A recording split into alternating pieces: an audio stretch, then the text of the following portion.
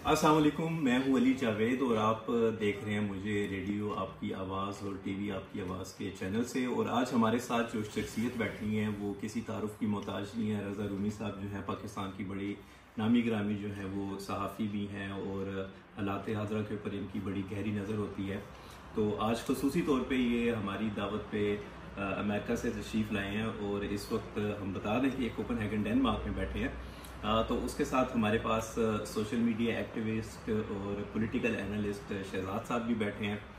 राजा गफूर साहब director radio आपकी आवाज़ भी बैठे हैं और हमारे साथ जो हैं ये पाकिस्तान मुस्लिम लीग नून के जनरल सेक्रेटरी और तर्जुमान, और इसके साथ साथ जो पाकिस्तान मुस्लिम लीग यूथ के सदर जो है आफ्ताब रूमी साहब भी बैठे हैं। तो हम आप सबको खुशामदीद कहते हैं। तो क्योंकि हमारे मेहमान बड़ी दूर से आए हैं तो सबसे पहले रज़ा रूमी साहब हम आपको खुशामदीद कहते हैं। शुक्रिया।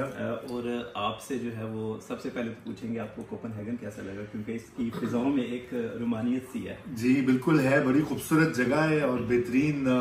वैसे मौसम भी आजकल बहुत अच्छा है और ये मेरा पहला विजिट है तो यकीनन मुझे तो बहुत अच्छा लग रहा है और बड़ा खूबसूरत जगह है। अभी इंशाल्लाह अगले चंद दिनों में और भी इसको देखेंगे। कि आज जब हम दिन को घूम रहे थे तो रज़ा साहब कहते मेरा तो दिल करता है मैं इधर आ जाऊँ। एक बड़ी दिलचस्प बात है यहाँ का जो हमारा लैंडमार्क है, जब भी हमारे प्राइम मिनिस्टर आते हैं, वज़रा आते हैं, तो जब माइक हम उनके सामने रखते हैं तो हम कहते हैं जी यहाँ का हर लीडर ऐसे जो किसी भी जमात से तल्लुक़ रखो, वो अपना तारफ़ खुद कराते हैं। आप क्या करते रहे, कहाँ तक आपने तालीम हासिल, जो जो जिस तरह आपका अप टू यू। अच्छा, नहीं मैं तो अभी उन्होंने अली ने थोड़ा सा बता ही दिया है। तो मेरा अभी तो फिलहाल तो मैं न्यूयॉर्क में यूनिवर्सिटी में पढ़ाता हूँ, सिटी यूनिवर्सिटी ऑफ न्यूयॉर्क में, और पिछले तकरीबन 10 साल से अमेरिका में क़याम पज़ीर हूँ। उससे पहले मैं पाकिस्तान में होता था तो पाकिस्तान के दो टेलीविज़न चैनल्स पर काम कर चुका हूँ और मुख्तलिफ़ अखबारात का एडिटर भी रहा हूँ। तो फिर अब मैंने अपना शोबा थोड़ा सा बदला, मैंने टीचिंग की तरफ गया हूँ पिछले 10 साल में, लेकिन मीडिया से भी वाबस्ता हूँ। तो एक पर्चा है द फ्राइडे टाइम्स, उसका मुदीर हूँ और मैंने अपना एक छोटा सा एक वो बनाया है चैनल नया दौर मीडिया के नाम से। बड़ा है, छोटा नहीं है, माशाल्लाह से। काम है अल्टरनेटिव मीडिया में मेरे ख्याल से इट्स अ बिग नेम। बहुत बड़े वो जब एक हो गया था ना, पार्टीशन इतनी हो गई थी और एक खास नैरेटिव पे लोग चलने लग पड़े थे, तो ऐसे में एक अल्टरनेटिव मीडिया नया दौर के प्लेटफॉर्म से और फिर मतलब बहुत बड़ी न्यूज़ आपके क्रेडिट पर है। बहुत दफा मैं रेफरेंस जब ढूंढ रहा होता हूँ तो आपको मिल जाते हैं, वेबसाइट भी है। वो जो डॉक्यूमेंटेड हिस्ट्री आपने की है, दैट्स अ वेरी अच्छा, थैंक यू गुड एलिमेंट। मेरा इसमें जो है ना वो, क्योंकि अब मीडिया से आपका ताल्लुक है, आप काफ़ी एक्टिव 10 साल पहले तो बहुत ज़्यादा एक्टिव थे और अब जिस तरह आप जो है वो थोड़े से एजुकेशन में भी हैं। मेरा हमेशा से सवाल रहता है पाकिस्तानी मीडिया से और जो हमारे बड़े बड़े जर्नलिस्ट हैं कि पाकिस्तान में अब मीडिया का क्या फ्यूचर आप देख रहे हैं, क्योंकि पहले होता था आप जैसे लोग हैं वो बाकायदा एजुकेशन लेके और मीडिया में आते थे। अब किसी को लगता है वो अच्छा बोल सकता है, किसी का फेस अच्छा है, तो वो मीडिया बन के वो जो आपकी इंडस्ट्री में जो है वो बहुत डैमेज हुआ है। हम देखते हैं, किसी का नाम नहीं लेते, मगर हमें पता है कि किस तरह जो है वो पॉलिटिकल नैरेटिव्स बनते हैं सिर्फ मीडिया के नाम के ऊपर। जो मीडिया की एक ऑथेंटिसिटी वो बहुत ज़्यादा पाकिस्तान में डैमेज हुई है, उसकी कोई वो क्रेडिबिलिटी रह नहीं गई। तो आप कैसे समझते हैं इसका जो फ्यूचर क्या है? ये बहुत अच्छा सवाल है लेकिन बड़ा पेचीदा सवाल भी है। देखिए, मैं तो ये मजमून पढ़ाता भी रहा हूँ अमेरिका में यूनिवर्सिटी में। ये मसला सिर्फ पाकिस्तान में नहीं, दुनिया भर में मीडिया का क्राइसिस है। आप हमारा पड़ोसी जो भारत है उसको देख लें, अमेरिका ही देख लें, तो जो कॉर्पोरेट इंटरेस्ट होते हैं, माली मफाद जो टीवी चैनल्स का, अखबारात का, वो अब गालिब आ गया है। तो यही वजह है कि टीवी के ऊपर अक्सर लोग इंडिविजुअल सहाफ़ी को या एंकर को बुरा भला कहते हैं। असल में तो वो उस मीडिया हाउस की पॉलिसी होती है कि उन्होंने इस गवर्नमेंट के साथ जाना है क्योंकि उनको कोई फ़ायदा मिल रहा है, या उनके खिलाफ जाना है क्योंकि उनको फ़ायदा नहीं मिल रहा। तो ये एक वजह होगी, लेकिन उसमें ज़ाहिर बात है सहाफ़त और सहाफ़ी बदनाम हो गए हैं। आम लोगों का ट्रस्ट जो है वो मीडिया पे अब नहीं रहा, खुसूसन जो मेन स्ट्रीम मीडिया है। तो अभी ये जो बात कर रहे थे या अल्टरनेट मीडिया की या डिजिटल मीडिया जिसे कहा जाता है, मुस्तकबिल अब वही है। दुनिया भर में आप देखें लोग अब टीवी कम देख रहे हैं और वो ज़्यादा ये यूट्यूब और फेसबुक और ये व्हाट्सएप के जरिए जो मालूमात आती हैं या कम्युनिटी लेवल के ऊपर जैसे आपका रेडियो है वो ज्यादा चलते हैं। बड़े जो मीडिया हाउसेज हैं वो इंडिया में, अमेरिका में, पाकिस्तान में, इवन बरतानिया में, उनमें एतमाद लोगों का जा रहा है। और उसकी वजह यही है कि उसमें क्वालिटी कंट्रोल भी नहीं है, लेकिन दूसरी बात है कि उसमें जो इंटरेस्ट है या एजेंडा है वो मीडिया मालिकान कहा जाता है। तो इसका कनेक्टेड सवाल भी तो यही है ना कि देखें, पाकिस्तान में सोशल मीडिया जो एक हर बंदा मोबाइल लेके जो है वो एक चैनल भी बना लिया, जस्टिस साहब ने भी कल यही कहा है। हाँ, अच्छा, उन्होंने कहा है, उन्होंने बड़ा कल स्पेसिफिकली ये बात कही है कि मतलब कोई एथिक्स नहीं है, कोई नॉर्म्स नहीं है, और जिसके हाथ में एक मोबाइल और एक वो आता है वो एक जर्नलिस्ट और यूट्यूबर बन जाता है। और जो बड़े मतलब वो मिसाल दे रहे थे कि जैसे 190 मिलियन पाउंड वाला मसला है, तो उस पर कहते हैं कभी वो बात नहीं करेंगे कि कैसे वो लेकर वो क्यों उस शख्स को दिए गए थे और कैसे हमने लेकर दिए। उसके बजाय जो फेक न्यूज़ और डिसइंफॉर्मेशन और मैनिपुलेटेड इंफॉर्मेशन है उसको यही बात के, क्योंकि देखें पाकिस्तान में जो है वो हर झूठ सच जो है वो इस तरह फैलता है, और हमारी जो माशाल्लाह 24-25 करोड़ अवाम है वो उसको वेरीफाई फैलता नहीं, बिकता है, वेरीफाई किए बगैर जिस माशरे में आप बैठे, हम बैठे, इवन आप इंग्लैंड में देख लें, आपने फेक न्यूज चलाई नहीं और आप जो है वो कानून की गिरफ्त में आ गए, मगर वहाँ पे ये कहते हैं कि साफियों का गला घूंटा जा रहा है। अगर आप उसको चैनलाइज करते हैं तो इस हवाले से मेरा जो बुनियादी सवाल वो यही था कि क्या फ्यूचर रह गया कि क्या जिस तरह हमारे बड़े बड़े सहाफ़ी हैं जो शाम को तो अपने मीडिया मालकान की पॉलिसी पे चलते हैं, मगर रात 12 की वो सुई बदलने से पहले उनका वीलॉग आ जाता है जिसके ऊपर वो मिलियंस कमाते भी हैं और उनके बिलियंस में व्यूज भी आ जाते हैं। तो ये जो है ना वो एक सहाफ़ी जब मीडिया मालकान के कहने के ऊपर कुछ बोल रहा होता है मगर शाम को उसकी टोन डिफरेंट होती है, तो ये हमारी सहाफत के लिए एक बहुत बड़ा डैमेज है। बिल्कुल है, मैं इत्तेफाक करता हूँ आपसे, लेकिन इसके लिए यही बात है कि लोगों में तालीम और शऊर जरूरी होता है, मीडिया लिटरेसी जैसे कहा जाता है ना, ताकि लोग सच झूठ की पहचान कर सके और देखें कि कोई अगर वेबसाइट गलत खबर नशर कर रही है तो उस वेबसाइट को जाके देखें कि उसको कौन चला रहा है, उसमें कौन है। वो थोड़ी सी तखसीस आती है तालीम और तरबियत के साथ, तो वो भी नहीं है हमारे यहाँ। सोशल मीडिया पहले आ गया है, टेक्नोलॉजी पहले आ गई है, और तमाम ममालिक में हमने देखा है कि ये पाकिस्तान की हम बात करते हैं, लेकिन हमें ये देखना चाहिए कि दुनिया भर में देखना चाहिए कि ये हिजान बरपा है। मगर ये बिल्कुल ठीक है, मेरे ख्याल से इस पर खुद जो डिजिटल मीडिया वाले ना उनको इसके ऊपर तवज्जो देनी होगी और उनको कुछ ना कुछ आपस में बैठ के व्लॉगर्स या डिजिटल मीडिया प्लेटफॉर्म्स उनको आपस में कुछ रूल्स वज़ा करने होंगे। नहीं तो फिर ये मसला जो है ना, अभी आपको पता है इस वक्त रियासत जो है पाकिस्तान की वो भी इसको डील करने के लिए सेंसरशिप कर रही है। ये फायरवॉल कितना काम है जी, ये तो देखे ना गलत।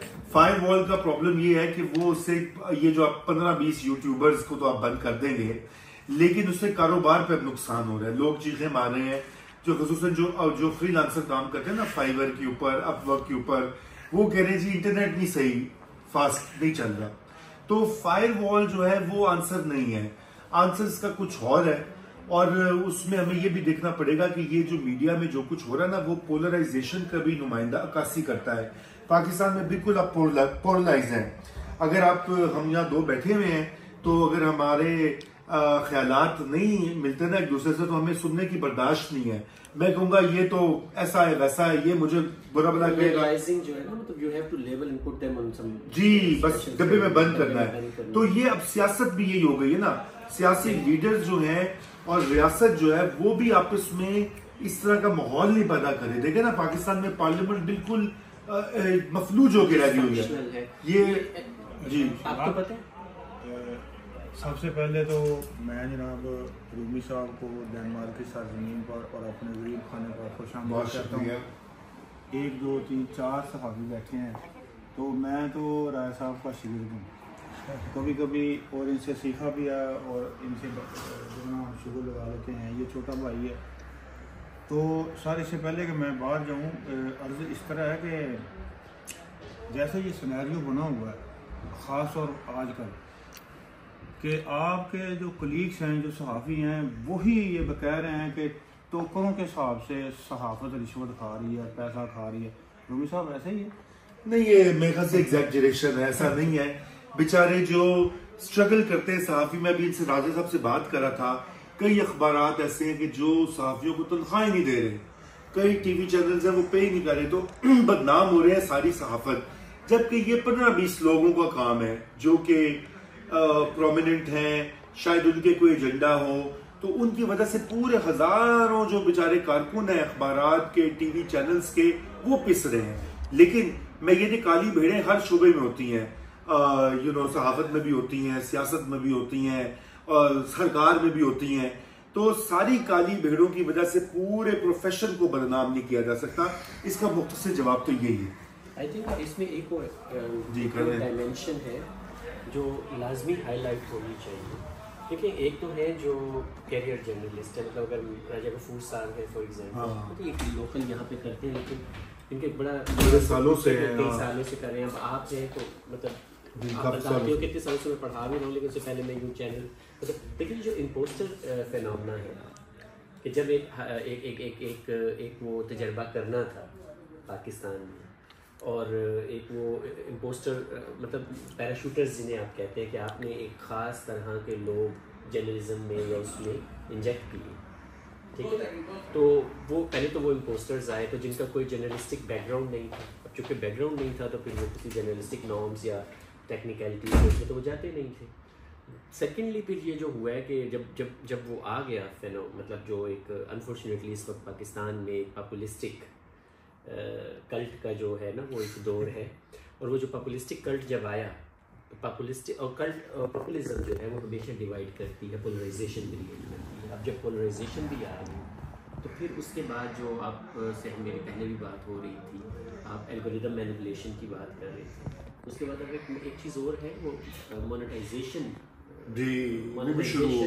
मोनेटाइजेशन मैनिपुलेशन में उसे कहता हूँ कि जो इमरान साहब हैं उन्होंने बड़ा कामयाबी के साथ ये जो बिजनेस मॉडल दिया है ना कि उसको उन्होंने मोनेटाइजेशन से यंग बिजनेस मॉडल। हाँ देखिए वो बिजनेस मॉडल उसमें दो बातें ना, सिर्फ वो बिल्कुल मैनिपुलेशन है और इसका इस्तेमाल है, लेकिन एक मसला ये भी ना कि वो ऑडियंस भी तो है ना उनकी मौजूद। देखे ना जब मैनिपुलेशन की बात हम कर रहे हैं, देखिए this is now a discussion all around the world जी।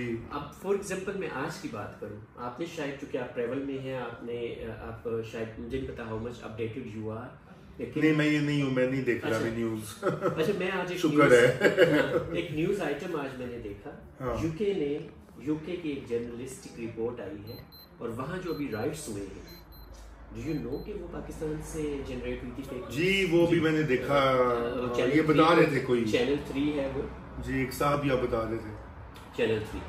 अब वो यूके ने कहा है कि जितनी भी आग हमारे यहाँ लगी, मुसलमानों के खिलाफ मस्जिदों पे हमले हुए, वो जनरेट हुआ है वहाँ से। फिर वो गए हैं उसके घर पर, वो उनके ऑफिस गए हैं, और जब वो उस ऑफिस में पहुंचे हैं तो उन्होंने वो भाग गए वहाँ से। और फिर वो कहते हैं वो एक न्यूज़ थी, हमने तो कहा तुम्हारे उस एक न्यूज़ की वजह से यूके में आग लग गई। तो मतलब फेक न्यूज़ और डिसइंफॉर्मेशन ये एक मतलब देखिए जो एल्गोरिदम मैनिपुलेशन की हम बात करते हैं ना, पूरी दुनिया में जिन्होंने सोशल मीडिया बनाया है, आपने वो देखा होगा सोशल मीडिया डायलेमा जो नेटफ्लिक्स पे आई थी, जो ये बनाने वाले हैं वो भी ये कहते हैं कि ये रेडिकलाइजेशन की तरफ, इंतहा पसंदी की तरफ और फेक न्यूज़ और केओस थ्योरीज और वो जो क्या उसे कहते हैं साजिशी नजरिया, conspiracy theories, thank you, conspiracy theories, इन पे ज़्यादा लोग जाते हैं क्योंकि ये फियर को इन्वोक करती है, और जब फियर इन्वोक होता है तो लोग सारे ना तो वो उस वजह से ये डिज़ाइन ऐसे हुए हुए हैं कि ज़्यादा क्लिक्स ज़्यादा पैसे, और वो ज़्यादा पैसे जब सेंसेशनलाइजेशन और वो आएगी तो एडिटोरियल चेक्स कोई नहीं है, ठीक है। अब जिन मुल्कों में तो इफेक्टिव लॉ है, यूके में बैठ कर अगर मैं करूँगा, उन्होंने देखे ना एक पोस्ट के ऊपर 10 साल की सज़ा दी, फेसबुक की पोस्ट के ऊपर, दुबई में आप देख लें। और हाँ, बल्कि ये भी मैं हमारे यहाँ चूँकि कंट्रोल नहीं है, वो जिन्होंने बात की ना हमारी पार्लियामेंट देखें फायरवॉल, मतलब सबसे ज़्यादा डिसइंफॉर्मेशन फेक न्यूज़ पे मैं लिखता रहा हूँ और मैंने इस पर बड़ा काम किया।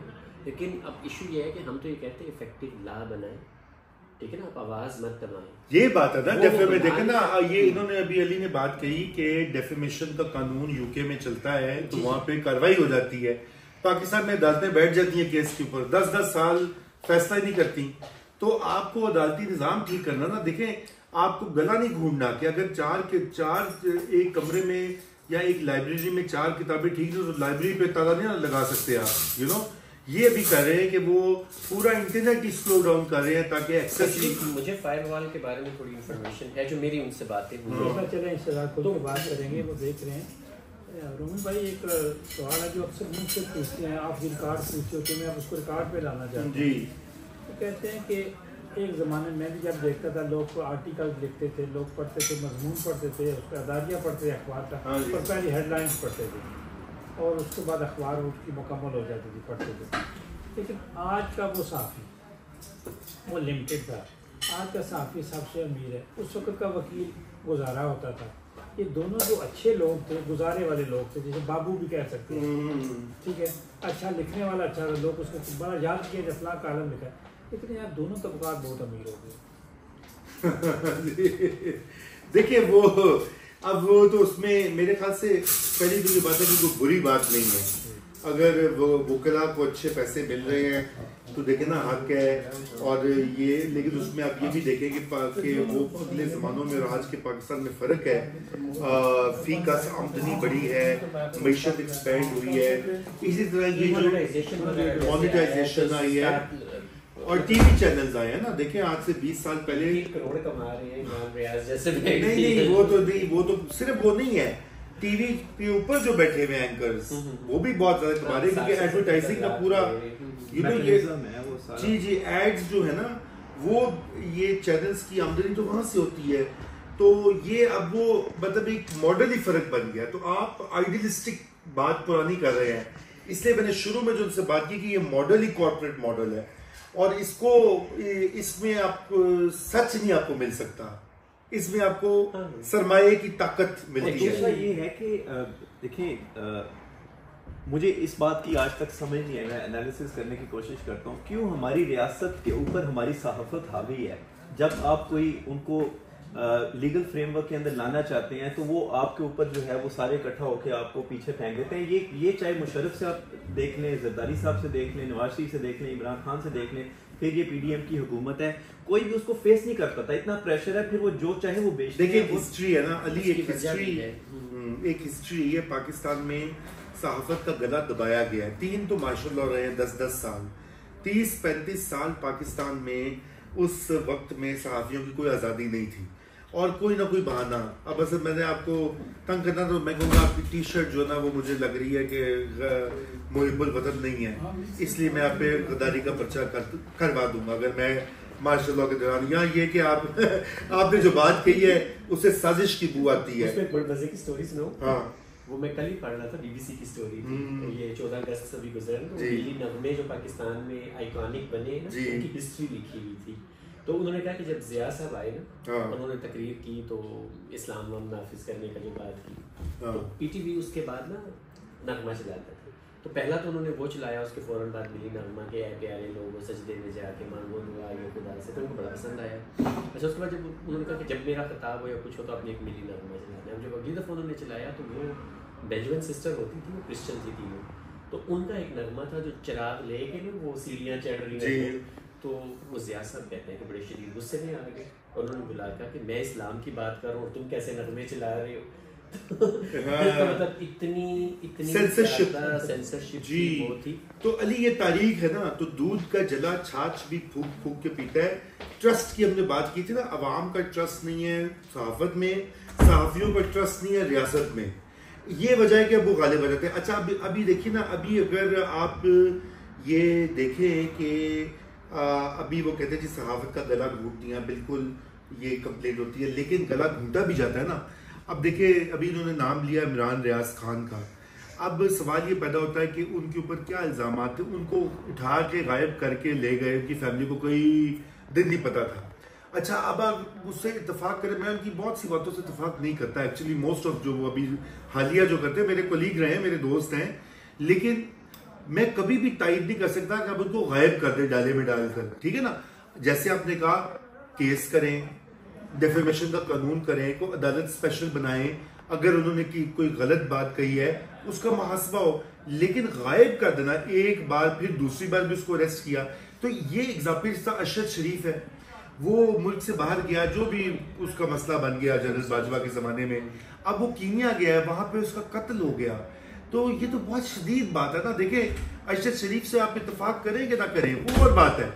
तो लेकिन ये कि आप किसी सहाफ़ी को तो नहीं मर्डर कर सकते ना, और या करवा सकते। जो इल्ज़ाम वो लगा रहे हैं वो कहते हैं जी पाकिस्तान की रियासत में से किसी ने किया। अब दो इतनी पोलराइजेशन है कि ग्रुप बने हुए हैं, एक ग्रुप कहता नहीं इस ग्रुप ने उनको मरवाया, दूसरा कहता नहीं उन्होंने मरवाया। वो इस तरह की अभी तक हमें सच शायद पता ही ना लगे। सलीम शहजाद का कत्ल हुआ, वो आज तक कोई नहीं पकड़ा गया। मुझ पे 2014 में हमला हुआ, चले मेरे तो उन्होंने कुछ इंतहा पसंद तंजीमों के लोगों को पकड़ा था, सजाएं नहीं हुई। अफसार आलम पे गोली लगी, असद तूर के घर में घुसे, मती अल्लाह जान को अगवा किया। तो मैं लिस्ट सारी आपको बता रहा हूँ कि ये वजह है। सारे तो इसलिए सहाफी जो है ना वो भी घबराते हैं कि ये रियासत जो है ना इसके इरादे और नीयत ठीक नहीं होती। मगर इनका सवाल दूसरा था। हाँ। ये कह रहे थे कि सहाफी क्यों हावी आ जाते हैं गवर्नमेंट पर, हाँ, रियासत पे, गवर्नमेंट पे नहीं, रियासत पे। उसका बड़ा आसान, देखिए रियासत का सबसे बड़ा आसान एक बात इन्होंने कही थी, ट्रस्ट। एक तो ये कि अवाम का ट्रस्ट रियासत पर नहीं है क्योंकि उनके राइट्स कभी, अब देखें डेनमार्क के आप जहाँ बैठे ना स्कैंडिनेविया में, दुनिया में सबसे ज्यादा अपनी रियासत में जो अंधा एतमाद करते हैं, एंड दैट्स व्हाई जो ट्रांसपेरेंसी की जो परसेप्शन रेटिंग होती है उसमें जीरो है, मतलब यहाँ से सबसे लेस करप्ट है। हमारे जो पॉलिटिशियंस हैं उन्होंने कभी भी अवाम को जो है ना, मतलब अवाम वो जिसे कहते हैं कि रूट्स नहीं है अवाम में। जब आपकी अवाम में रूट्स नहीं होती, ठीक है ना, आप यू आर समवेयर और आपकी कहीं रूट्स नहीं है तो आप स्टेबल ही नहीं है, उनको सपोर्ट नहीं है अवाम की। दैट्स वाई जो है वो प्रेशराइज हो जाते हैं किसी भी ऐसी, वो एस्टेब्लिशमेंट से भी होते हैं और वो फिर इनसे भी होते हैं क्योंकि वो अवाम में उनकी ना जड़ें नहीं है। दूसरा शहजाद आप ये देखें, आप माशाल्लाह इस फील्ड में काफ़ी एक्टिव भी रहते हैं, एनालिसिस भी करते हैं।